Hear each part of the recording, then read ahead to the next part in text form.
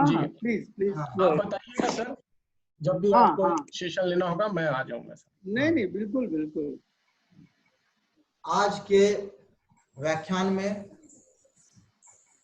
हमारा जो सबसे महत्वपूर्ण पक्ष है, जहां हम उस शिक्षा की बात कर रहे थे, इससे जस्ट पहले इलाहाबाद विश्वविद्यालय के डॉक्टर राजेश गर्ग सर ने उस शिक्षा की उपयोगिता और उसमें क्या क्या करना चाहिए इस पक्ष पर ध्यान दिया। इस सेशन में डॉक्टर अनिल कुमार सिंह सर, जो भौतिकी विभाग के अध्यक्ष हैं, वो तकनीकी शिक्षा के जोर की उपयोगिता एवं उसमें आपकी पारंगता पर कैसे आपका कंट्रोल हो, किस प्रकार आप उसमें पूरी तरीके से सुदृढ़ हो, इस पर व्याख्यान देंगे। व्याख्यान शुरू होने से पहले मैं परिचय में बताना चाहता हूं कि डॉक्टर अनिल कुमार सिंह सर बैरिया तहसील के मधुबनी जिले से हैं, मधुबनी के गांव से हैं, और मुझे परिचय बताने की जरूरत नहीं है। पिछले 20 सालों से 2 दशकों से हम जैसे छात्रों का लगातार मार्गदर्शन कर रहे हैं, और निश्चित तौर पे आप अभी जितने भी छात्र हमसे जुड़े हुए हैं, हम लोगों से जुड़े हुए हैं, उनका मार्गदर्शन सर करेंगे। जो भी छात्र बलिया से इलाहाबाद आता है, किसी भी तरह के सहयोग के लिए, मार्गदर्शन के लिए निसंदेह अनिल सर से मिलता है, और उसे पूरी तरीके से सर अपना सानिध्य देते हैं। आप बात करना चाहेंगे कि एक्सपर्टाइज, तो अनिल सर का एक्सपर्टाइज फिजिक्स से शुरू होता है, कंप्यूटर साइंस, बायोफिजिक्स, और साथ ही साथ प्रतियोगी परीक्षाओं की तैयारी के समय जो विभिन्न आयाम उन्होंने पाए हैं, सभी का मिश्रण वो मार्गदर्शन के रूप में आपको दे सकते हैं। इसलिए मैं सभी श्रोताओं से यह आग्रह करूंगा कि जब भी आपको लगे कि आपको उनके मार्गदर्शन की जरूरत है, आप निश्चित तौर पे हमें बताएं। तकनीकी का क्या इस्तेमाल हो सकता है, तकनीकी किस तरीके से आपके शैक्षिक करियर को बदल सकती है, इस विषय पे अनिल सर के व्याख्यान के बाद अगर आपका कोई सवाल हो तो फेसबुक कमेंट पे में लिखिए, हम सर से इसका जवाब सुनेंगे। इसी संबोधन के साथ मैं अनिल कुमार सिंह सर को स्वागत करता हूं कि अपना व्याख्यान स्टार्ट करें। धन्यवाद डॉक्टर प्रेम कुमार प्रकाश सिंह। आज का ये अवसर स्वर्गीय डॉक्टर ब्रह्म प्रकाश सिंह मेमोरियल सामान्य ज्ञान प्रतियोगिता से आरंभ हुआ और कई वर्षों तक सफल संचालित होने के बाद आज कोरोना के परिवेश में एक दूसरा मोड़ पर आ खड़ा हुआ है। तो इस कार्यक्रम के आयोजन के लिए इस क्षेत्र में इस तरह का सामान्य ज्ञान कार्यक्रम आयोजित किया जाए, और यदि आयोजित न किया गया हो या संभव न हो सके तो उसका एक दूसरा विकल्प आपके सामने आ जाए। तो मैं इस कार्यक्रम के आयोजक मंडल को धन्यवाद देता हूं कि आपने ये मौका दिया कि हम अपने क्षेत्र के लोगों से सामने आमने सामने होकर के, रूबरू होकर के अपनी बात को रखें। इसलिए मैं आप सब लोगों को धन्यवाद करता हूं कि आप लोग ने आज के इस जूम ऑनलाइन प्लेटफॉर्म को यूज करके एक अच्छा अवसर, एक अच्छा महामारी के प्रभाव को आपने एक अच्छा अवसर में परिवर्तित किया। पूर्व अमेरिका के राष्ट्रपति चर्चिल, रूजवेल्ट, इन लोगों का ये मानना है या था कि कोई भी आपत्ति को बेकार नहीं जाने देना चाहिए। Never waste a good crisis. A good crisis means corona pandemic is a good crisis. Crisis up to the level that there is complete deadlock.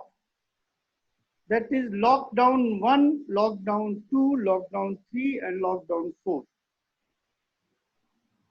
तो इस लॉकडाउन में, महामारी में किस तरह से अपने समय का, अपने उपलब्ध संसाधनों से अधिक लोगों तक पहुंच करके उन सभी बातों को रखा जाए जो इस महामारी के बाद और दुगने तरीके से आप प्रयास करें और सफल हों और जीवन को समृद्ध बनाएं। शिक्षा का मुख्य उद्देश्य यही होता है कि अपना जीवन, समाज का जीवन, क्षेत्र का जीवन, प्रदेश का जीवन, देश का जीवन और इस ग्रह पृथ्वी पर जो लोग भी जीवित हैं उनके जीवन को अच्छा और सुखमय बनाया जाए। कोरोना ने बहुतों को निराश किया, बहुतों की गतिविधियों को रोक दिया, लेकिन कोरोना ने क्या ज्ञान को रोक पाया? कोरोना ने क्या सोच को रोक पाया? कोरोना ने भौतिक रूप से आने जाने के कार्यक्रम को तो रोक दिया, लेकिन क्या हमारे और आपके बीच के आज संपर्क को रोक पाया? नहीं रोक पाया। तो जब नदी का, पहाड़ का या झरने का पानी कहीं रोका जाता है तो उसकी प्रवाह, निर्मलता, प्रबुद्धता लगातार अपना कोई न कोई रास्ता खोज करके आगे बढ़ जाता है। ठीक उसी तरह से आज के दुनिया में, आज के ज्ञान को किसी तरह से रोका नहीं जा सकता। एक रास्ते रोके, उसके जगह पर अनेक रास्ते अपने आप चाह से बाहर निकलते चले गए। आप जिस क्षेत्र में हैं उस क्षेत्र में जो तकनीक उपलब्ध है वही तकनीक लगभग हर जगह पर है। आज के दिन यदि अमेरिका में कोई घटना घटित होता है तो घटना घटित होने के जितने समय में वो बात अमेरिका में प्रसारित हो सकता है, उतने ही समय में वो घटना आप तक भी पहुंच सकता है और पहुंच रहा है। ये आज का तकनीक है और इस तकनीक का प्रयोग करते हुए आज पूरा विश्व एक प्लेटफॉर्म पर आ करके खड़ा हो गया है, और वो प्लेटफॉर्म है ऑनलाइन प्लेटफॉर्म। वैसे तो ऑनलाइन प्लेटफॉर्म उपलब्ध कराने वाले कई सॉफ्टवेयर पैकेजेस हैं, जैसे एक वही जिस पे हम आज आपसे कनेक्टेड हैं, जूम के अलावा से नमस्ते, मीट, गूगल, ईपेक्स और भी बहुत ऐसे सॉफ्टवेयर प्लेटफॉर्म हैं जिसके आधार पर हम एक दूसरे से जुड़ रहे हैं। बहुत सारे ऐसे कार्यक्रम हुए हैं जो अलग अलग ऑनलाइन प्लेटफॉर्म्स के ऊपर आधारित थे, लेकिन जूम ही क्यों? इस जूम का नाम तो मार्च 2020 के पहले, मतलब फरवरी 2020 तक हम भी नहीं जानते ये जूम क्या है, ये जूम कैसे होता है, ऑनलाइन पढ़ाई होता है, ये नाम हम लोगों ने सुना था। वर्चुअल क्लासरूम की कल्पना हमने इसी साल फरवरी में महाशिवरात्रि के समय अपने मित्रों से वार्ता किया, लेकिन वो वार्ता मेरा किसी राजतंत्र के खिलाफ नहीं था, वो वार्ता मेरा सरकार के कार्यक्रमों के आधार पर था। मैंने कहा कि हर साल चाहे केंद्र की सरकार हो चाहे राज्य की सरकार हो, शिक्षा के मद में कटौती करती जा रही, तो हमारे पास ऐसे क्या संसाधन उपलब्ध है कि इस कटौती भरे समय को और अच्छे से उपयोग किया जाए। उसी चर्चा में मैंने कहा कि एक वर्चुअल प्लेटफॉर्म है, वर्चुअल क्लासरूम है, मल्टीमीडिया का प्रयोग है, जिसमें विद्यार्थी को अपने घर पे रहना है, अध्यापक को अपने घर पे रहना है, कहीं किसी को कहीं जाने की जरूरत नहीं है, लेकिन एक दूसरे से संपर्क करके अपने पठन पाठन के कार्यक्रम को सुचारू रूप से चला सकते हैं। ये बातें इस साल फरवरी में महाशिवरात्रि के दिन हुआ, और मैंने ये कहा कि समय आने पर यदि ऐसा होता है तो क्या क्या इसके लाभ हो सकते हैं। एक तो विद्यार्थी को घर से स्कूल आने की जरूरत नहीं, तो यदि घर से स्कूल आने की जरूरत नहीं है तो आने जाने का जो समय है वो बच गया, आने जाने में जो ईंधन खर्चा होता है वो बच गया, और जो बचा हुआ समय है उसको आपने अपने पठन पाठन में प्रयोग कर सकते। ये तो आपका व्यक्तिगत रूप से बचत हुआ। दूसरा बचत हुआ कि इस आने जाने से जो फ्यूल का इन्वायरमेंट पर प्रभाव होता है, जो पर्यावरण को प्रदूषित करता है, वो बच गया। और यदि महाविद्यालय में या विद्यालय में आप नहीं आते हैं तो महाविद्यालय में प्रयुक्त जो इलेक्ट्रिसिटी है, विद्युत है, उसका खर्च बच गया। इतने सारे अध्यापक की जरूरत नहीं है, इतने सारे अध्यापक की जरूरत नहीं है। ये मैं इस बात पे कहा था कि इलाहाबाद विश्वविद्यालय में जितना पद है उसके 60% पद खाली है। फिजिक्स डिपार्टमेंट में 8 प्रोफेसर्स हैं, जबकि कुल पदों की संख्या, सरकार ने जो कुल पद संख्या वहां दिया है वो है 49, तो 41 पोस्ट खाली है। कैसे शिक्षा आगे बढ़ेगी? विद्यार्थियों की संख्या कम नहीं हो रही है, पठन पाठन उसी तरह से चल रहा है, तो शिक्षा का जो गुणवत्ता है वो कहीं न कहीं से प्रभावित हो रहा है। सरकार या सरकार से जुड़े हुए लोग जो इस कार्यक्रम को करते हैं, मतलब एडवर्टीजमेंट करें, अपॉइंटमेंट करें, उनका क्लासेज चले, उनके लिए कार्यक्रम हो, ये केवल एक विषय की बात नहीं है। इलाहाबाद विश्वविद्यालय के अनेकों विषयों में एक दो विषय को छोड़ दिया जाए, जैसे हिंदी है, जैसे कंप्यूटर साइंस का डिपार्टमेंट है, जहाँ कुछ अपॉइंटमेंट्स हुए थे, अदरवाइज इतने ज्यादा संख्या में जहाँ शिक्षकों का पद खाली हो और देश में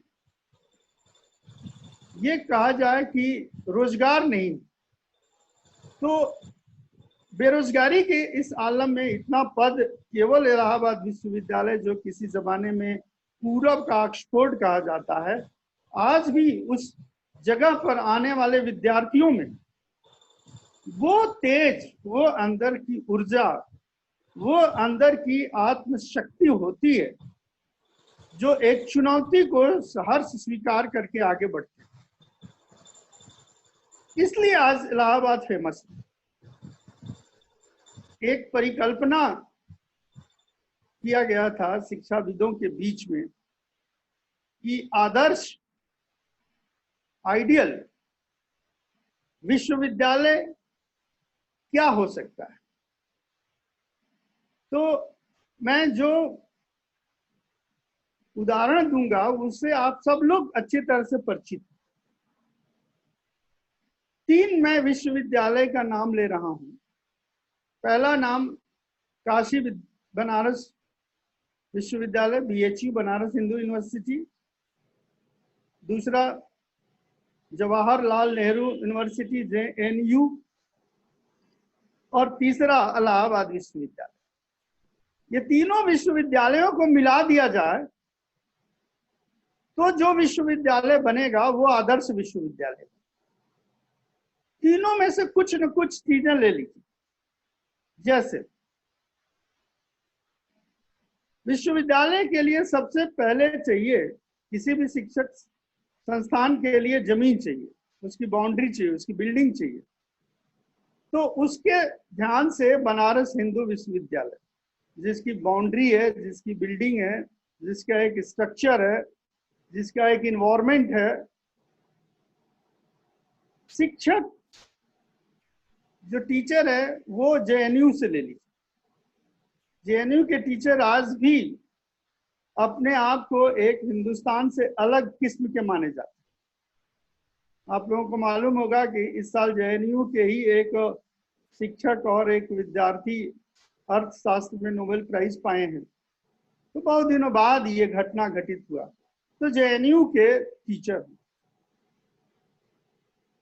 बिल्डिंग हो गया, टीचर हो गए, अब इन दोनों के लिए काम चाहिए विद्यार्थी। तो विद्यार्थी इलाहाबाद के होना चाहिए। तो यदि ये 3 कंपोनेंट एक साथ मिल जाए और वो जो विश्वविद्यालय बनेगा वो आदर्श विश्वविद्यालय बनेगा और फिर वो विश्व का पहला विश्वविद्यालय हो जाएगा, इसमें कोई शक नहीं। क्योंकि इलाहाबाद के विद्यार्थियों के पास संसाधन नहीं है। जो कुछ भी होता है उनकी आत्मशक्ति है, आत्मनिर्भरता है और अंदर का एक कमिटमेंट है कि मुझे कुछ करना है। मैं तो कहता हूं इलाहाबाद विश्वविद्यालय के छात्र एकलव्य होते, बिना शिक्षक के गुरु द्रोणाचार्य को खोज लेते हैं और अर्जुन के बराबर अपना नीतिगत निर्णय और शिक्षा के जो एक्सीलेंसी है वो अचीव कर लेते। तो इस तरह से उच्च शिक्षा की जो स्थिति है उसके बारे में एक आम चर्चा जब चली थी, तब मैंने ये कहा था कि जो सरकार इस समय चल रही है, चाहे वो प्रदेश की हो चाहे केंद्र की सरकार हो, इनकी शिक्षा की नीति में कहीं मुझे ये नहीं लग रहा है कि शिक्षा के ऊपर ये लोग गंभीर चिंतन में लगे हुए। तो इसका उपाय क्या है? तो उसका उपाय यही है कि वर्चुअल क्लासेस चले, मल्टीमीडिया का उपयोग हो और जनवरी के आखिर फरवरी के प्रथम समय में देश के अंदर अर्थव्यवस्था के ऊपर एक परिचर्चा का माहौल बनता है, क्योंकि वो बजट का समय होता है। और उस बजट में मैं बहुत ही आश्चर्यजनक सुख का अनुभव कर रहा था जब ये कहा गया कि जियो फाइबर, जियो शब्द यूज नहीं किया गया, फाइबर कनेक्टिविटी गांव के, देश के प्रत्येक गांव और पंचायत तक पहुंचाना इस बजट का लक्ष्य है। और यदि गांव तक फाइबर के कनेक्टिविटी पहुंच गया तो गांव के लोग सीधे इंटरनेट के हाई स्पीड कनेक्टिविटी से जुड़ जाएंगे। मुझे याद है जब एनडीए की गवर्नमेंट थी और अटल बिहारी वाजपेयी जी देश के प्रधानमंत्री हुआ करते थे, तो उन्होंने कनेक्टिविटी की बात करी थी खूब जोर शोर से, लेकिन सड़क की कहा कि हर गांव को सड़कों से जोड़ा जाए, रोड कनेक्टिविटी की बात कहा था। और रोड कनेक्टिविटी यदि हो गई तो गांव के लोग जो अपने गांव में उत्पादन करते हैं वो उत्पादन को लेकर के अधिकारियों से लेके सड़क से सुगम मार्ग से बाहर बाजार तक, शहर तक पहुंच सकते हैं। तो हम उनको विकास के एक रास्ता प्रदान करें, कनेक्टिविटी दें। और वर्तमान प्राइम मिनिस्टर भी कनेक्टिविटी की बात करते हैं कि हाई स्पीड कनेक्टिविटी दी जाए, और इसलिए वो फाइबर केबल की बात करते थे। और उस तरह से उन्होंने बजट में अनएक्सपेक्टेड ह्यूज मनी इन्वेस्ट किया और कहा कि ग्राम के विकास के लिए इतना 1000 करोड़, मुझे आइडिया एग्जैक्टली नहीं है कितना करोड़ रुपए का बजट उन्होंने एलोकेट किया था, बट मतलब आश्चर्य रूप से बहुत ज्यादा बजट था जिसकी कोई उम्मीद नहीं थी। और निश्चित रूप से बजट 1 अप्रैल से लागू होता है। वो पैसा गांव में आए, खर्च हो, कनेक्टिविटी बने, आप हाई स्पीड इंटरनेट कनेक्टिविटी से जुड़ जाएं तो बाकी काम अपने आप आसान हो जाएगा। तो तकनीक को आगे बढ़ाने में कनेक्टिविटी की बहुत बड़ी योगदान है और देश उस रास्ते पे चल रहा है। देश का रुझान, जो नीतिगत निर्णय है, उनको भी समझने की आवश्यकता होती है कि देश क्या चाह रहा है, अपने जनता को वो आगे कैसे ले जाना चाहता है, क्या क्या संभव है, क्या क्या दे सकते हैं, कैसे दे सकते हैं। ये सारी बातें जनवरी के अंत और फरवरी के प्रथम सप्ताह में पूरे देश में चर्चा परिचर्चा का विषय होता है बजट को लेकर। और बजट में ये अच्छा विकल्प दिया गया। तो मैं आपसे बात कर रहा था कि मार्च के पहले जूम और ऑनलाइन प्लेटफॉर्म की बातें केवल थ्योरेटिकल हुआ करता था, प्रैक्टिकल नहीं था। हम लोग केवल आपस में बैठकर कहीं बोल दें, कहीं कह दें, परिचर्चा कर लें, बस इतना ही तक था। लेकिन कभी ऐसा संभव नहीं हो पाया कि हम ऑनलाइन इंटरनेट के कनेक्टिविटी से बच्चों से जुड़ जाए। अचानक जनता कर्फ्यू लगा 22 मार्च को, और उसके बाद 2-3 दिन बाद उसी में 22 मार्च के जनता कर्फ्यू के 2 दिन पहले जब प्राइम मिनिस्टर साहब शाम को 8 बजे, मैंने अपने एक मित्र थे उनसे परिचर्चा भी कर रहा था कि जब भी कहा जाता है कि आज रात 8 बजे प्रधानमंत्री देश को संबोधित करेंगे तो आधे धड़कन बढ़ जाती है कि बस सावधान, नोटबंदी है कि लॉकडाउन है कि क्या है, बस आप समझते रहिए कि देश कहाँ जा रहा है, कोई बहुत बड़े बदलाव की तरफ जा रहा है, बस आप सोचते रहिए और उसको समझिए। तो जनता कर्फ्यू के ऐलान में उन्होंने कहा आने वाले समय में कठिन निर्णय करने पड़ेंगे, और मैं चाह रहा हूं कि देश उसके लिए तैयार रहे। तो केमिस्ट्री में कहा जाता है ना, लिटमस टेस्ट, सोल्यूशन एसिड है कि बेस है, लिटमस पेपर लगाया और कलर बदल गया तो बता दिया कि हाँ। तो ये जनता कर्फ्यू जो 22 मार्च 2020 को लगा था, ये लिटमस टेस्ट था कि लॉकडाउन में क्या क्या प्रॉब्लम आ सकता है और क्या जनता लॉकडाउन को मानेगी कि नहीं मानेगी। प्राइम मिनिस्टर का विचार, प्राइम मिनिस्टर का विश्वास बहुत सराहनीय है और बहुत सफल भी रहा। जनता कर्फ्यू बहुत सफल रहा। उसके बाद जैसे ही ये बात उनको महसूस हो गया कि जनता कर्फ्यू सक्सेस है, वैसे ही लॉकडाउन लगा करके कोरोना के खिलाफ जंग की ऐलान कर दिया। संजोग देखिए, जिस समय लॉकडाउन मंथ शुरू हुआ उस समय हिंदुस्तान में, उत्तर भारत में नवरात्रि का माहौल शुरू हो जाता है। कलश स्थापना से लेके 9 दिन तक माँ देवी के पाठ पूजा शुरू हो जाता था और हर हिंदू परिवार के घर में कुछ ना कुछ पूजा पाठ शुरू हो गया। और मैं अपने आप को बहुत सौभाग्य माना कि पहली बार अपने जीवन में सुबह से शाम दोनों समय माँ देवी का आराधना शुरू कर दिया। अपने परिवार में अन्य लोगों के साथ, पूरे परिवार के साथ बैठ करके देवी दुर्गा का पाठ शुरू हो गया, पूजा पाठ शुरू हो गया। उसी में अभी 3-4 दिन ही हुआ था कि लोग इस अनएक्सपेक्टेड लॉकडाउन से परेशान होकर के ये सोचने लगे कि आगे की पढ़ाई कैसी होगी, क्या लॉकडाउन कब खत्म होगा, क्या उसके आगे भी बढ़ेगा। तो उस समय केवल हम चाइना का, अमेरिका का, इटली का, स्पेन का, फ्रांस का, जर्मनी का डेटा कलेक्ट करते थे और वहां जो भारतीय थे वो व्हाट्सएप पर वीडियो भेजते थे कि यहाँ की स्थिति कितनी खराब है।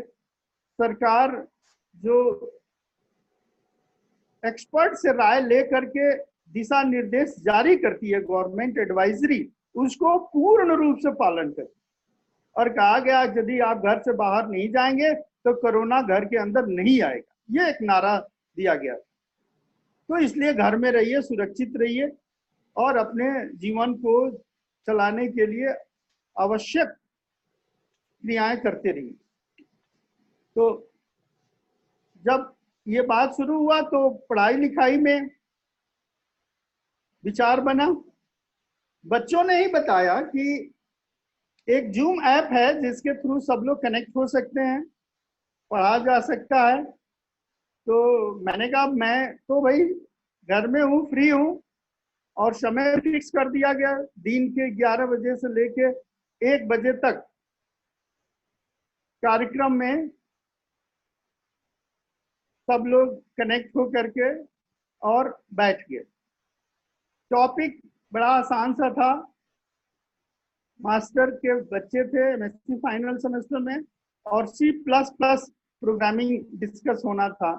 क्लास, ऑब्जेक्ट ऑपरेशन, स्ट्रक्चर, यही सब छोटे छोटे, तो एक एक यूनिट को लेकर के आपको मुझे ये बताने में दुख भी हो रहा है और पहला अनुभव था इसलिए सुख भी हो रहा है आज के दिन में कि एक साथ जूम प्लेटफॉर्म, व्हाट्सएप और फोन तीनों का यूज हो रहा था। और चूंकि मास्टर में बच्चे कम होते हैं, उनके साथ मिल करके करीब 6 दिन जो कोर्स था उसको खत्म किया गया। 11 बजे से 1 बजे की पढ़ाई शुरू हुई और उस पढ़ाई में 6 दिन बाद हुआ कि सिलेबस खत्म, काम खत्म, अब आज से क्लास नहीं होगा। डॉक्टर प्रेम प्रकाश जी से बार बार बात हो रही थी उसी दौरान कि कैसे होगा। यूजीसी से सर्कुलर आ रहे थे कि बंद में ऑनलाइन एक्टिविटी कराइए। यूनिवर्सिटी ऑफ इलाहाबाद से नोटिस आया कि जो लोग जो कुछ भी कर रहे हैं ऑनलाइन टीचिंग के बारे में वो बताएं। कॉलेज ने भी ई कंटेंट पोर्टल कॉलेज वेबसाइट पे खोला और तमाम जो ई कंटेंट मटेरियल है उसको अपलोड करना हम लोगों ने शुरू कर दिया। तो एक अच्छा सा शुरुआत मिला, लड़खड़ाते हुए आगे बढ़ते बढ़ते, और मार्च निकल गया, अप्रैल भी निकल गया, ये सोचते हुए कि ये लॉकडाउन अंतिम होगा, ये लॉकडाउन अंतिम होगा, और बात आ गई मई के प्रथम सप्ताह में। और तब ये निश्चित हुआ कि अब एक एक हफ्ते का वेबिनार कराया जाए। डॉक्टर प्रेम प्रकाश सिंह हमारे सामने प्रपोजल ले आए, हमने कहा कैसे होगा, तो हुआ कि जूम से किया जाएगा, जूम में ये फैसिलिटी। और उसके कुछ दिन पहले, मेरे ख्याल से 19 से शुरू था, 26 तक हम लोग गए थे, 19 मई से 26 मई तक, एक हफ्ते का। और उसके कुछ दिन पहले जूम पर जो फ्री वर्जन था, उस पर मैंने एक बायो इंजीनियरिंग ऑफ कोरोना पर एक टॉक दिया था। उस टॉक की तैयारी में मुझे अनएक्सपेक्टेड बहुत ज्यादा समय लग गया, लेकिन उसी दौरान पूरा जूम की कचूमर निकाल के रख दिया गया। जूम क्या होता है, कैसे कनेक्ट होते हैं, कैसे मीटिंग है, क्या ज्वाइनिंग है, सब कुछ यूट्यूब से, बाकी लोगों से बात विचार करके, सीख करके ये हुआ कि हाँ, अब जूम हम लोगों के लिए अननोन नहीं। और जूम पे बैठ करके एक पूरी टीम बना करके एक कार्यक्रम किया गया और लोगों ने उसको ज्वाइन किया, लोग बहुत प्रभावित हुए। और उसके बाद तो आलम ये हुआ कि एक जूम 100 पार्टिसिपेंट का परचेज हुआ था, उसके बाद 500 पार्टिसिपेंट के जूम 2 वर्जन खरीदे गए और इस तरह से एक वेबिनार का लहर चल गया। और कल मुझे बड़ा अफसोस हुआ ये जान करके कि IIIT में इलाहाबाद में एक कोरोना पॉजिटिव डिलीवरी बॉय खाना लेकर के पहुंचा और वो पकड़ा गया और पूरा IIIT एक हफ्ते के लिए सील कर दिया। घटना क्या था कि सीनेट की मीटिंग चल रही। भाई, जब जूम है, ऑनलाइन प्लेटफॉर्म है, आपने पूरा साल ऑनलाइन पर एग्जाम करा के रिजल्ट निकाल करके आप इतना आगे बढ़े, तो सीनेट की मीटिंग फिजिकल कराने की क्या जरूरत? बहुत सिंपल सा क्वेश्चन, जूम पे कराते। जूम पे मीटिंग हो रही है, प्रधानमंत्री पूरे देश के मुख्यमंत्रियों से जूम पर ऑनलाइन प्लेटफॉर्म पे मीट कर रहे हैं।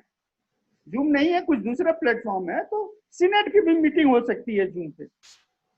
ये बात वहां बहुत आसानी से हो सकता है, उसके लिए उनको कुछ भी करने की जरूरत नहीं है। फिर भी जिस भी तरह से ये निर्णय हुआ कि सीनेट की मीटिंग हो, मीटिंग में जो लंच होता है वो लंच पैकेट किसी रेस्टोरेंट से मंगाया गया और रेस्टोरेंट से डिलीवर करने वाला लड़का जो गया था वो कोरोना पॉजिटिव हुआ। इसके वजह से वहां पूरा कैंपस सील कर दिया। तो बड़ा दुखद बात रहा। और मुझे जान करके ये बहुत अंदर से कष्ट हुआ कि जो संस्था इसी के लिए प्रसिद्ध है, Indian institute of information technology, उसमें इस तरह का निर्णय ने पूरे राष्ट्र में एक न्यूज बनाया कि पहली बार कोई कैंपस सील किया गया। आज तक, अभी तक मैंने कोई कैंपस सील नहीं हुआ हिंदुस्तान में। एक डिपार्टमेंट बंद हो गया, ऑफिसेज क्वारंटाइन किए, टीचर्स को घर भेज दिया गया, लेकिन कैंपस सील नहीं हुआ, जिसमें ये भी उसके ऊपर हुआ कि IIIT इलाहाबाद का कैंपस एक हफ्ते के लिए सील कर दिया गया। बड़ा न्यूज बना देश में और उसके वजह से उस संस्था के ऊपर कुछ अच्छे विचार नहीं आए लोगों के। खैर, ये तो एक दूसरी बात है। मुख्य बात यही है कि ऑनलाइन प्लेटफॉर्म जिस पर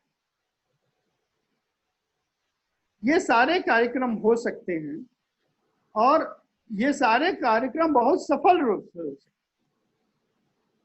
हम इलाहाबाद, लखनऊ में हैं, आप बलिया में बैठे हैं, हम आपस में एक दूसरे से बात कर रहे हैं। हम इस कार्यक्रम को एक श्रद्धांजलि तक पहुंचाकर ही रखना चाहते हैं कि डॉक्टर ब्रह्म प्रकाश सिंह मेमोरियल ज्ञान विज्ञान प्रतियोगिता जो आयोजित होता है हर साल, वो ना हो करके इस बार उसका थोड़ा प्रारूप बन गया। लेकिन उद्देश्य यही है, शिक्षा के क्षेत्र में, पर्यावरण के क्षेत्र में, तकनीक के क्षेत्र में आम लोगों को कैसे जागरूक किया जाए। जब भी ज्ञान विज्ञान का प्रतियोगिता होता है तो उसके लिए तैयारी भी होती है। तैयारी होती है तो आप पढ़ते हैं तो आपका ज्ञान बढ़ता है, ज्ञान बढ़ता है तो उसका ज्ञान का एक और टेस्ट होता है और फिर आपको उसी तरह से पारितोषिक दे करके आपकी रैंकिंग डिसाइड किया जाता है। लेकिन उद्देश्य यही है कि उस क्षेत्र में इसकी ज्यादा से ज्यादा ऐसा प्रयास किया जाए कि क्षेत्र के अंदर शिक्षा का विकास तेजी से। वैसे भी हम लोगों के साथ कुछ टैग्स जुड़े होते हैं और जैसे कहते हैं ना, गर्व से कहो हम भारतीय हैं या हिंदू हैं, उसी तरह से मैं भी कहता हूं गर्व से कहो कि बलियाटिक। जब भी मैं, चाहे वो अंडर ग्रेजुएट स्टूडेंट था चाहे पोस्ट ग्रेजुएट स्टूडेंट था, मैंने हाई स्कूल तक की पढ़ाई अपने ग्रामीण अंचल में ही किया है, श्री सुदिष्ट बाबा इंटर कॉलेज सुदिष्टपुरी रानीगंज बलिया। आज भी मुझे अपने वो दिन याद हैं जब मैं उस महाविद्यालय में जाता था और वहाँ के जो अध्यापक हैं, जो सबसे विद्यार्थियों में लोकप्रिय हुआ करते थे विज्ञान के लिए, तो वो श्री बब्बन सिंह साहब थे जो बैरिया रानीगंज के पूरब वाले गांव के थे। और आज भी उनसे मेरी बात होती रहती है कभी कभी। और उनके साथ भूपेंद्र पांडे जी थे जो जीव विज्ञान के अध्यापक थे, उमा शंकर मौर्य साहब थे जो रसायन विज्ञान के थे, और गणित और भौतिकी श्री बब्बन सिंह सर पढ़ाते थे। और इस तरह से उस समय उस क्षेत्र में वो विद्यालय एक अच्छा विद्यालय के रूप में पहचान होते थे। और ठीक उसी समय वहां पर इंटरमीडिएट विज्ञान की कक्षाएं शुरू हुई। उसी साल, जिस साल हम पास करके 10th निकल रहे थे, तो हमारे ही गांव के एक रसायन विज्ञान के अध्यापक स्वर्गीय श्री मिथिलेश सिंह रसायन विज्ञान के प्रवक्ता के रूप में कार्यभार ग्रहण किया था। और उस साल मैं हाई स्कूल पास करके अपने आगे की पढ़ाई गोरखपुर में शुरू किया। लेकिन ये हमेशा महसूस करता था कि उस क्षेत्र के विद्यार्थियों के अंतर्गत मन में बहुत तेज और उत्कृष्ट भावनाएं होती हैं, कंपटीशन के लिए भी और उसके आगे के लिए भी, भविष्य के लिए भी। और उस समय भी चूंकि ऐसा कोई प्रभावी माध्यम नहीं था, अखबार और रेडियो और बीबीसी के अलावा, फिर भी मुझे अपने वो छोटे से बचपन याद है जब देश में आपातकालीन लागू हुआ था।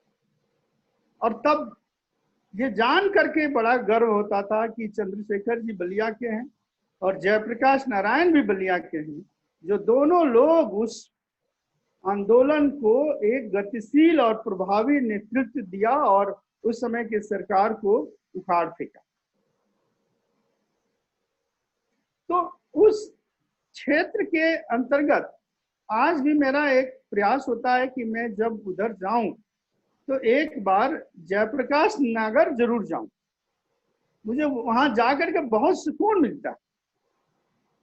मेरी शादी हुई तो मैंने अपने पत्नी को घुमाने के लिए जयप्रकाश नगर ले गया था। हमने कहा बलिया में तुमको क्या घुमाएं, तुम लखनऊ में और कहाँ कहाँ घूम चुकी हो, तो मेरे गांव क्षेत्र का एक ही प्रतिष्ठित जगह है जो तुम जान करके तुम्हें अच्छा लगेगा, वो है जयप्रकाश नगर। और वहां ले जाने से पहले मैंने पहले उसकी पूरी हिस्ट्री बताया कि how this area is governed with our freedom struggle. किसी तरह से डॉक्टर राजेंद्र प्रसाद जी भी वहां से जुड़े हैं, उनकी शादी उधर हुई है। जयप्रकाश नगर, जो जयप्रकाश जी उस समय विदेश में शिक्षा पाए थे, वो नेहरू जी के कंटेम्परेरी थे। तो उस लेवल के जो लोग जहां से उपजे हैं उस जगह को देखना जरूरी है। तो हम लोग वहां गए, वहां सब देखे, उनके रहने का जगह आज जो वहाँ पर बना हुआ है सुरक्षित जगह, उन लोगों के सामान म्यूजियम के रूप में, वो सब देख करके एक अंदर से अपने आप महापुरुषों के प्रति एक श्रद्धा उत्पन्न होता है। उनके द्वारा उस समय किए गए कार्यों से प्रेरणा लेकर के कि उन विषम परिस्थितियों में यदि वो लोग इतने ऊंचाई पे पहुंच सकते हैं, तो निश्चित रूप से इसके पीछे उनकी एक दृढ़ मनोभावना था, एक उत्कृष्ट विचार थे और आगे बढ़ने की ललक। यदि ये शब्द, ये विचार आपके मन में आ जाए, तो आप हर तरीके से आगे की तरफ कदम बढ़ाएंगे, और जब आप एक कदम आगे बढ़ाएंगे तो अगला एक कदम आपको अपने आप दिखेगा। 2 कदम आगे बढ़ाएंगे तो फिर अगला एक कदम आगे दिखेगा, और इस तरह से वो आगे बढ़ते बढ़ते उस समय जबकि यातायात के साधन नहीं, मुझे मेरे पिताजी ने बताया था कि बैरिया का जो स्मारक है, वहां पर 1942 में गांधी जी ने जब आंदोलन कहा, अहिंसक होकर के हिंसक बात करना शुरू किए कि अंग्रेजों भारत छोड़ो, और उसमें बैरिया थाने को जलाया गया था और वहां पर गोली चली थी और लोग शहीद हुए और वो वहां पे शहीद स्मारक बना। तो आंदोलन के समाप्ति पर कैसे नेहरू जी, गांधी जी और उनके साथ के लोग सुरेमनपुर रेलवे, जो पुराना रेलवे स्टेशन है, वहां से टांगे पर बैठ करके उस जगह पे आए और उन लोगों को श्रद्धा सुमन अर्पित किए, उनकी श्रद्धांजलि वहां पे दी। तो मेरा सिर्फ ये कहना है कि क्षेत्र के अंदर साइंटिफिकली जेनेटिक इंटेलिजेंसिया बहुत हाई है, और महापुरुषों के गणना की बात तो हम नहीं करना चाहते, क्योंकि मुझे खुद ही सबके बारे में नहीं पता है।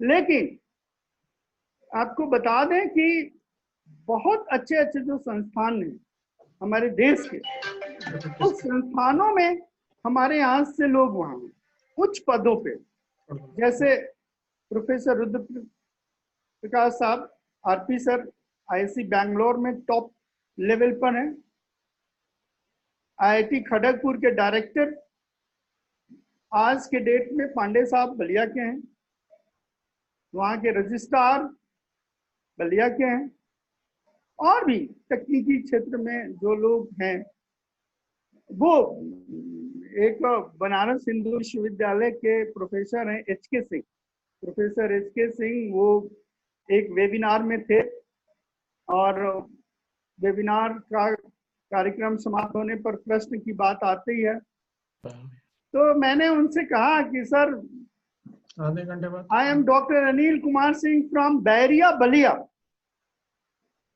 and sir, I want to know that just before 1 year, that is April 2019, there was a meeting of taxation on e-trades in Japan, Tokyo.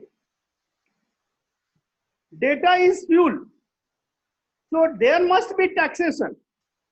This was the point. And sir, after 1 year, the Facebook and Jio collaborated for the retail sector.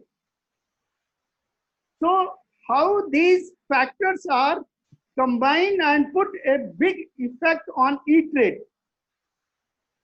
मैंने जब ये प्रश्न उनके सामने रखा, मैं जानबूझ के रखा, मैं अपने आप को ये नहीं कहा कि मैं इलाहाबाद से बोल रहा हूँ, मैंने कहा कि मैं बहरिया बलिया से बोल रहा हूँ और ये मेरा प्रश्न है। तो ऑनलाइन चल रहे थे तो बड़ा प्रेम से मुस्कुराए, क्या आप हमारे डिस्ट्रिक्ट से बोल रहे हैं, तो मैं आपको जवाब दे रहा हूँ। और तब उन्होंने बड़ा अच्छा जवाब दिया कि रिटेल सेक्टर्स में ये जो टेक्नोलॉजी है ये जब इंटीग्रेट करेगा तो इसमें कस्टमर को बेनिफिट है।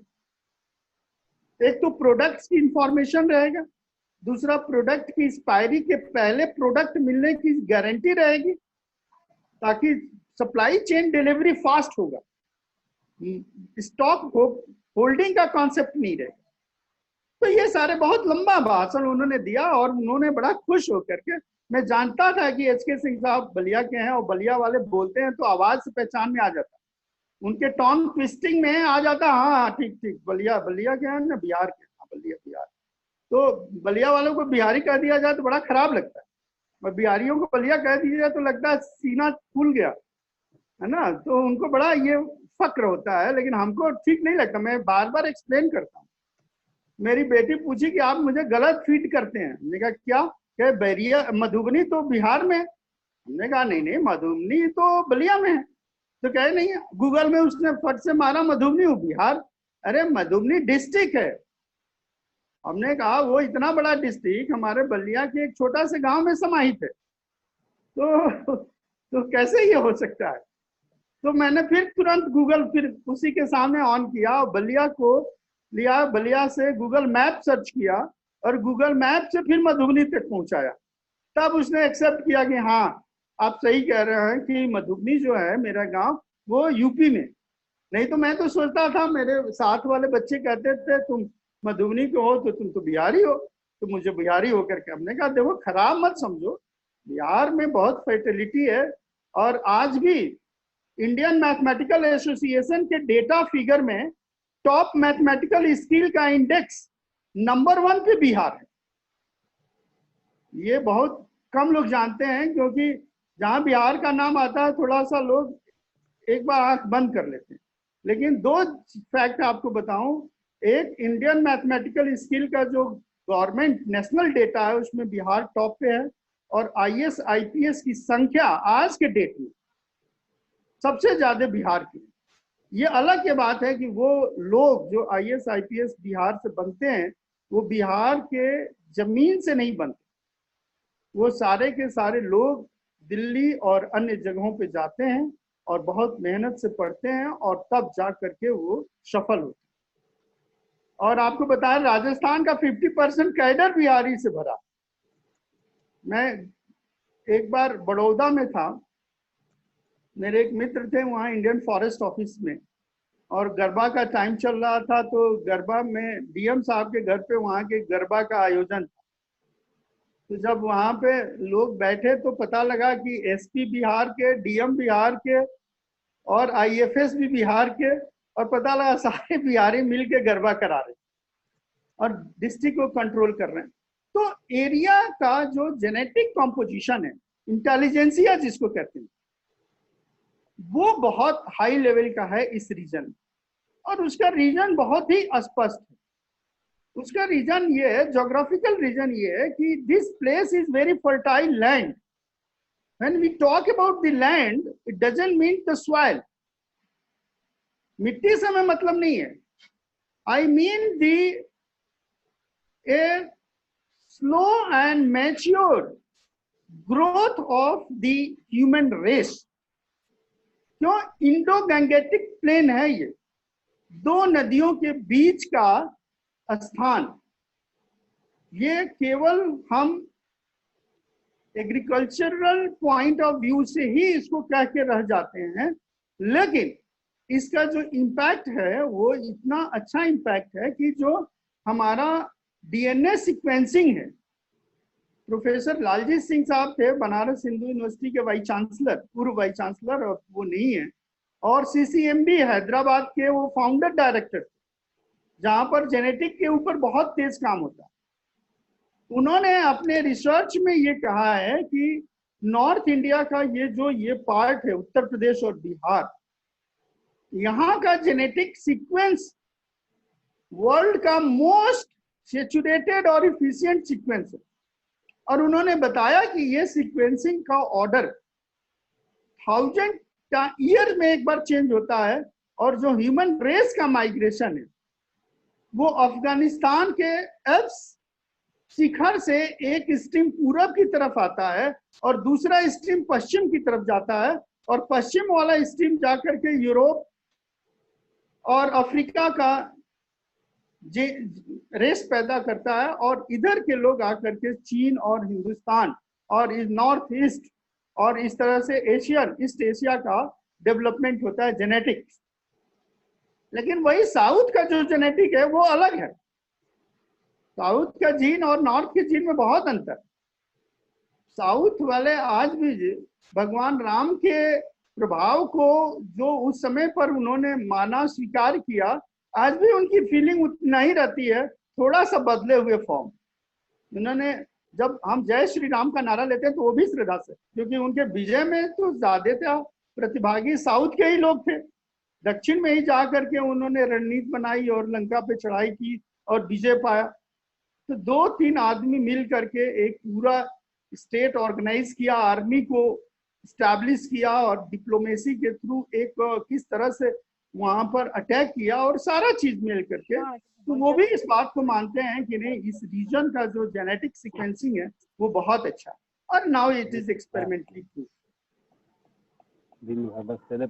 तो इस तरह से आज के तकनीक में, आज के जो परिदृश्य में शिक्षा का जो आगे बढ़ रहा है उच्चीकरण, अब तो गवर्नमेंट ऑफ इंडिया ने पिछले भी कुछ बातें मुझे बड़ी आश्चर्य लगती थी इस साल के बजट में, और कुछ खराब भी लगता था कि how it is possible. Government ने इस बजट में पास किया कि ऑनलाइन डिग्री सर्टिफिकेशन के कोर्स यूनिवर्सिटी चलाएंगे।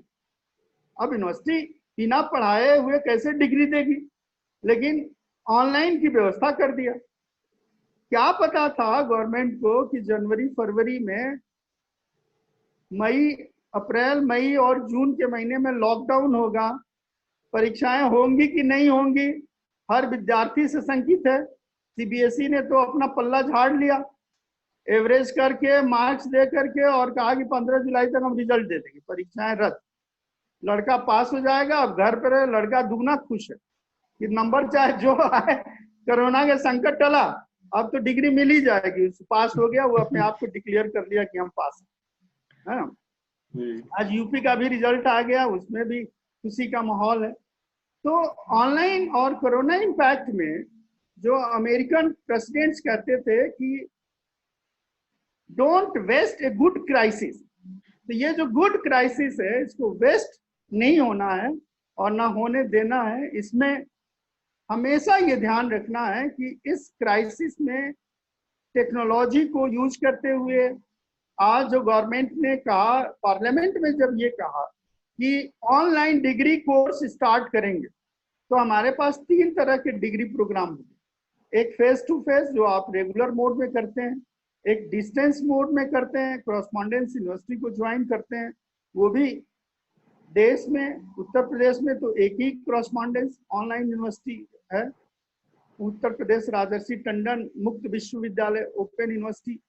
लेकिन जब सेंट्रल गवर्नमेंट का डायरेक्शन है और पार्लियामेंट से पास है ऑनलाइन डिग्री सर्टिफिकेशन के लिए, तो ऑनलाइन डिग्री सर्टिफिकेशन हर यूनिवर्सिटी को, सेंट्रल यूनिवर्सिटी को एडॉप्ट करना कंपलसरी है, और हो जाएगा। उसके लिए इंफ्रास्ट्रक्चर आप डेवलप करिए, और जो भी स्टूडेंट है और जहां भी है उसको आप ऑनलाइन में एडमिशन करिए, उसको ऑनलाइन में पढ़ने का मौका दीजिए, और वो इस तरह से अपने नई तकनीक का उपयोग करते हुए आगे की तरफ पढ़ाई जारी रखें। और आज के पहले online courses, online JEE entrance examination की तैयारी की कोचिंग, मेडिकल एंट्रेंस एग्जामिनेशन और तैयारी की कोचिंग, पहले से ये इफेक्टिव रूप में बायजू को हम लोग सुनते थे, बायजू का डेटा था। बायजू ने 2018-19 और 2017-18 के तुलना में 2018-19 में 100% ग्रोथ पाया। 100% ग्रोथ का मतलब आमदनी दुगनी हो गई। 100 रुपया कमाता था 200 रुपया हो। एक साल में 100 कमाने वाला 110 कमा सकता है, 120 कमा सकता है। ग्रोथ 10% का होगा, 20% का होगा, 100% का ग्रोथ नहीं था।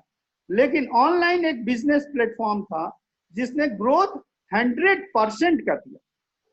तो उसका एडवांटेज, उसके फायदा, उसको ध्यान में रखते हुए ये इस कोरोना पीरियड में एक ऐसा सुविधा उपलब्ध करा दिया कि हम जहां भी हैं, जैसे भी हैं, हम मन लगा करके उस तरीके से पढ़ाई कर सकते हैं।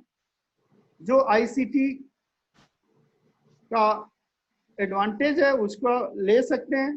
गवर्नमेंट बहुत सारे डिजिटल प्लेटफॉर्म और मोड शुरू करने जा रही है।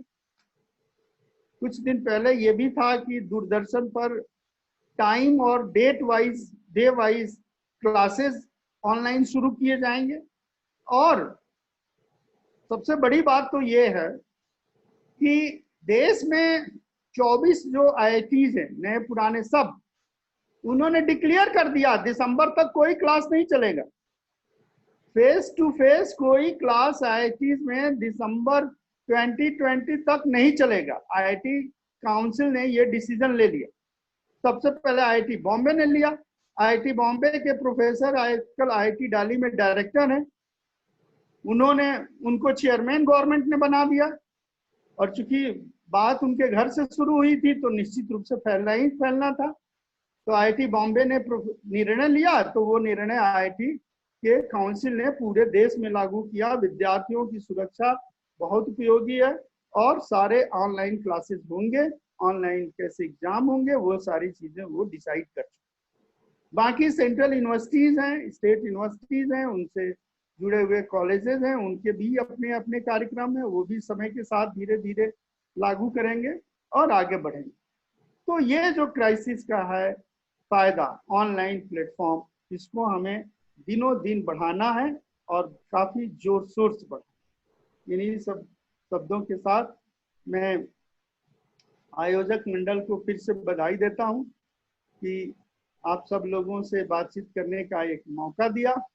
और मैं इन शब्दों के साथ डॉक्टर ब्रह्म प्रकाश सिंह साहब को अपना श्रद्धांजलि अर्पित करता हूं कि आपकी याद में आज मुझे एक अवसर मिला बच्चों से बात करने का, और आपके जो इच्छा है था कि शिक्षा और पर्यावरण के क्षेत्र में उत्कृष्टता पाया जाए, वो आगे दिन प्रतिदिन उत्कृष्ट होने में सफलता मिलेगी, निश्चित मिलेगी। धन्यवाद। धन्यवाद सर, धन्यवाद, बहुत बहुत धन्यवाद इस व्याख्यान के लिए, जहां पर निश्चित तौर पे एक बलिया के छात्रों को मार्गदर्शन भी मिला है और प्रेरणा भी मिली है।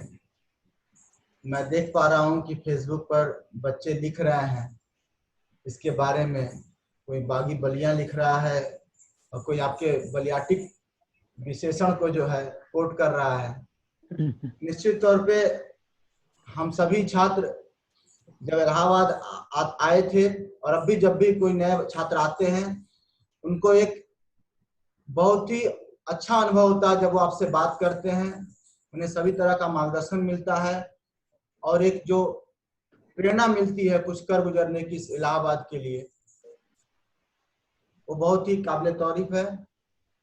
मुझे आज एक और बात पता चला, जब अब मैं हो सकता हूँ इसको कहीं कोट कर पाऊंगा कि जब एक विश्व की सबसे अच्छी यूनिवर्सिटी बनाना हो तो उसके क्या क्या मूल तत्व होने चाहिए। इलाहाबाद के विद्यार्थियों का रहना जरूरी है। बहुत बहुत धन्यवाद सर। हिमांशु, आप कुछ कहना चाहते हैं? हाँ सर, मैं काफी कुछ अनिल सर के स्टेटमेंट से अलाइंड होते हुए कुछ चीजें कहना चाहता हूँ। जैसा उन्होंने अपने स्पीच स्टार्ट किया और बोला कि don't waste the crisis, so utilise in a best way. तो जो भी क्राइसिस आई है, जैसी भी जो भी सिचुएशंस आई हैं, उनको आप अपनी स्ट्रेंथ पे, जो आपकी स्ट्रेंथ है, जो भी आपका एक्सपर्टीज है, उस एक्सपर्टीज का बेस्ट यूटिलाइजेशन करके आप उस सिचुएशंस को कम कर सकते हैं। जो भी पैंडेमिक की सिचुएशन है, लेट्स से यहाँ पे जो पैंडेमिक की सिचुएशन है अभी, तो कुछ इस तरीके से बहुत सिंपलेस्ट वे में बहुत बड़ा कार्य किया जा सकता है।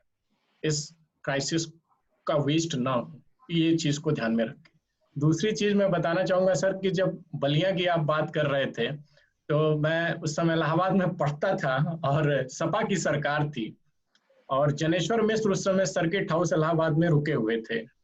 तो वहां पे कई नेताओं की जो राष्ट्रीय स्तर के नेता थे या कह लीजिए अभी मंत्री, नए नए मंत्री बने हुए थे, तो वो लोग लाइन लगाए हुए थे कि छोटे लोहिया से मिल लें हम, जनेश्वर मिश्र जी से।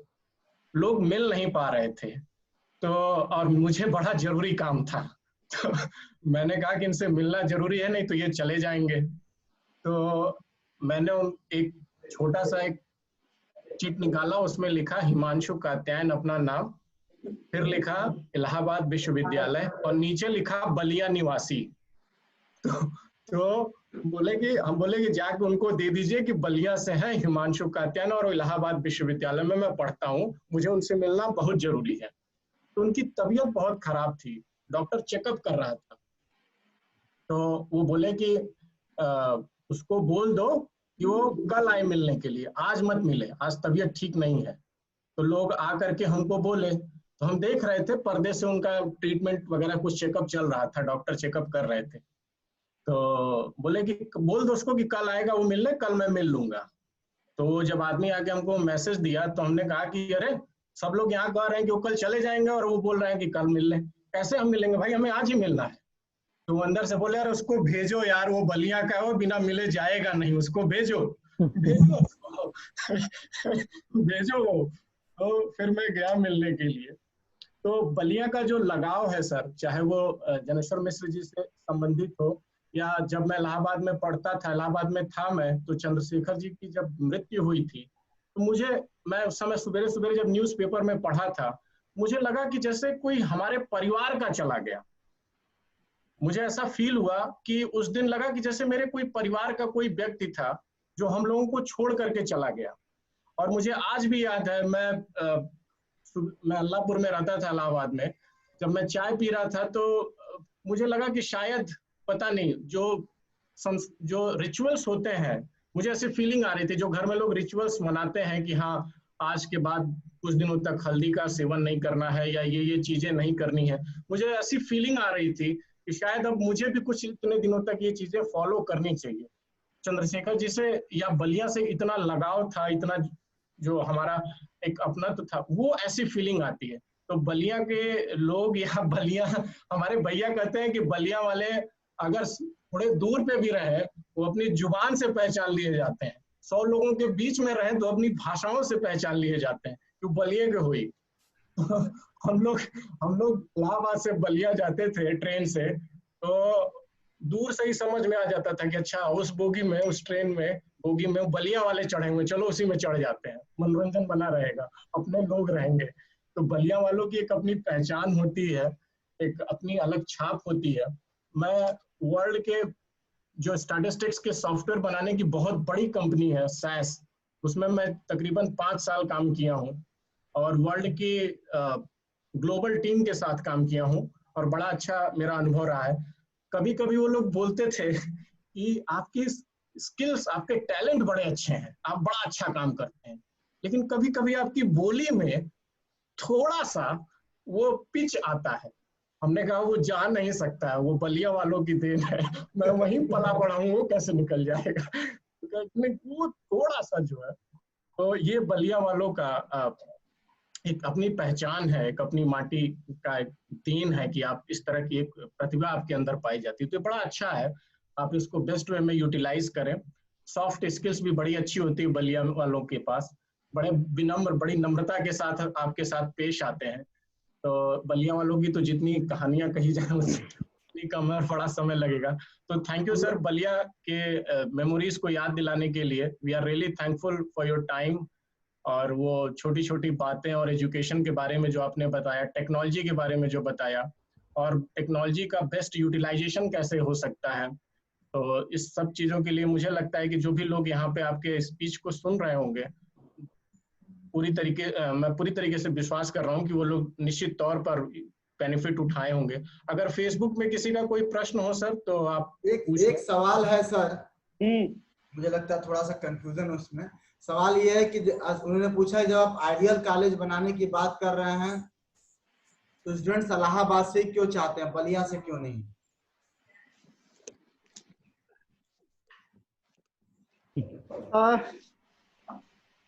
जब मैंने कहा आदर्श विश्वविद्यालय के लिए, तो उपाध्याय क्या है? आदर्श विश्वविद्यालय में शिक्षक, छात्र और परिवेश तीनों का महत्व है। यदि ये तीनों उसी तरह से कहीं भी यदि क्रिएट किया जाए, उसको संयोजित किया जाए, तो वो आदर्श हो सकता है। बलिया हो चाहे इलाहाबाद हो। इलाहाबाद में जो इवन क्रिश्चियन कॉलेज है, एजुकेशन वर्ल्ड जो प्राइवेट एजेंसी है, जो एजुकेशन वर्ल्ड में जो कंट्री में इंस्टीट्यूट से उनकी रैंकिंग करता है, तो उसने इवन क्रिश्चियन कॉलेज को उत्तर प्रदेश का सर्वश्रेष्ठ महाविद्यालय डिक्लेयर किया और कंट्री में 53rd 93वां बेस्ट किया है। तो उत्तर प्रदेश का बेस्ट इवन क्रिश्चियन कॉलेज है। तो देखने की बात है कि वहाँ क्या क्या चीज है। एक तो परिवेश है जिसके ऊपर लगातार ध्यान किया जाता है। आप जानते हैं कि उन्हीं गवर्निंग बॉडी का जो स्कूल है, बॉयज हाई स्कूल और गर्ल्स हाई स्कूल, जिसमें अमिताभ बच्चन ने अपना एजुकेशन लिया है, आज उन स्कूलों में प्रवेश लेना कितना मुश्किल होता है। क्यों? क्योंकि वो परिवेश देते हैं, सबसे पहले एक परिवेश देते हैं, फिर अध्यापक जो सिलेक्शन क्राइटेरिया है टीचर्स का और स्टूडेंट का, दोनों में ट्रांसपेरेंसी है, दोनों में पारदर्शिता, जो मेरिट के आधार पे होते हैं। माइनॉरिटी जरूर है, लेकिन माइनॉरिटी के साथ मेरिट से वो कॉम्प्रोमाइज नहीं करते, उनका एक मोड बना हुआ है। यही तीन बातें यदि बलिया के किसी स्कूल में लागू किया जाए, उसको ध्यान में रखा जाए कि बढ़िया परिवेश का मतलब क्या है। समय 10 बजे से आपका कॉलेज खुल रहा है, तो आपके अध्यापक 9:45 बजे कॉलेज में दिखने चाहिए। 9:45 बजे कॉलेज खुल रहा है तो उसके लाइट और पंखे और बत्ती और लैब सब क्लीन मिलना चाहिए, वर्किंग ऑर्डर में मिलना चाहिए। यदि लड़का समझ लिया कि 10 बजे से टीचर 9:45 बजे हाजिर है, तो वो कभी लेट नहीं होगा और उसकी पूरी सिलेबस साल भर में पढ़ने की उसके मन में ये बात रहेगी कि नहीं, कोर्स नहीं खत्म होगा तो एक्स्ट्रा क्लास होगा, तो एक्स्ट्रा क्लास कॉलेज जैसे इन्वायरमेंट क्रिएट करना पड़ेगा, तो वो हो जाएगा। जो भी स्कूल वहाँ अच्छे बने हैं, आजकल 2-3 स्कूल हमें फीडबैक हम भी लेते रहते हैं, 2-3 अच्छे स्कूल वहाँ आए हुए, तो 2-3 अच्छे स्कूल आए हैं, तो क्यों आए, किस बात की अच्छाई। आजकल मैंने ये भी सुना है कि उस जगहों से इंडियन डिफेंस सर्विसेज में बहुत लोग आ रहे हैं और गजटेड में कमीशन रैंक में आ रहे हैं, तो ये भी एक अच्छी खबर है। और उसका नतीजा इसलिए अच्छा है कि लोग थोड़ा ध्यान दे रहे हैं। और मैं बताऊं, पहले भी 80 के दशक में भी बलिया डिस्ट्रिक्ट में जितने डिग्री कॉलेज थे, उतने डिग्री कॉलेज मतलब population density, higher education institution population density यदि कैलकुलेट किया गया 80 के दशक में, तो उसमें बलिया दूसरे तीसरे नंबर पे आता है। तो इकोनॉमिकली भले जितना पीछे हो, लेकिन एकेडमिक मतलब एजुकेशनल डेंसिटी में ये हमेशा आगे रहा। तो वहाँ के जो नेता लोग रहे, अग्रणी समाज के अग्रणी पत्ती में जो लोग रहे हैं, उन लोगों ने विद्यालयों की स्थापना के लिए काफी प्रयास किया और इस तरह से वहाँ काफी विद्यालय बने, और विद्यालय बने तो उसके नतीजे भी सामने हैं। तो बिल्कुल बन सकता है और बहुत अच्छी बात है कि जननायक विश्वविद्यालय वहाँ पे बना है। उस विश्वविद्यालय के वो जो वाइस चांसलर हैं, उनको एक हम ये नहीं कहेंगे कि वहाँ के वाइस चांसलर भी बलिया का रहने वाला कोई व्यक्ति बने, लेकिन यदि ऐसा होता है कि बलिया का रहने वाला व्यक्ति जो शिक्षा के क्षेत्र में अग्रणी पंक्ति में खड़ा हो, उसको वाइस चांसलर बनाया जाए, तो वो उस मिट्टी से जुड़ के काम करेगा और जरूर उसको ऊपर तक लाएगा। तो संभव है, बन सकता है। अब सर, प्रेम सर आपका माइक म्यूट पे है। प्रेम सर माइक म्यूट पे है आपका। प्रेम सर, प्रेम आपका माइक म्यूट है। हाँ, धन्यवाद सर। और इसी के साथ हम अपना सेशन खत्म करेंगे। 5 मिनट बाद हम फिर से ज्वाइन करेंगे।